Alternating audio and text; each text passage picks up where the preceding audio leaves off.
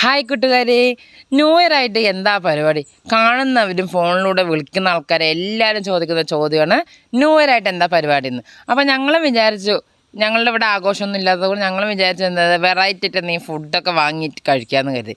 അപ്പോൾ ഏട്ടനും ലച്ചോട്ടനും കൂടിയിട്ട് പോയിട്ട് പാലക്കാട് ടോപ്പ് ആൻഡ് ടൗണിൽ പോയിട്ട് ഏട്ടൻ കഴിക്കാനുള്ള ഫുഡൊക്കെ വാങ്ങിയിട്ട് വന്നിട്ടാ. എന്തൊക്കെയാണെന്നറിയോ?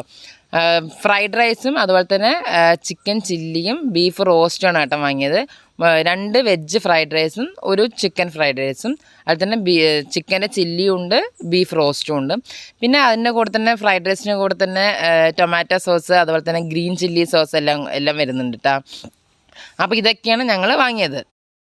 ഞങ്ങൾ എന്നിട്ട് ഫാമിലി ആയിട്ട് ഇരുന്ന് കഴിക്കുകയുണ്ട്, എല്ലാവരും കൂടി ഇരുന്ന് കഴിക്കുക. അപ്പോൾ എല്ലാവരും കൂടി കഴിക്കുമ്പോൾ ഒരു രസമല്ലേ.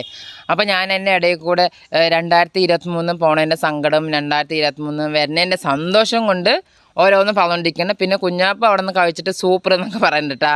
പിന്നെ ഞാൻ ഓരോരോ കാര്യങ്ങൾ തട്ടിവിട്ടുകൊണ്ടേ ഇരിക്കാം കേട്ടോ, വേറെ പണിയൊന്നുമില്ലല്ലോ.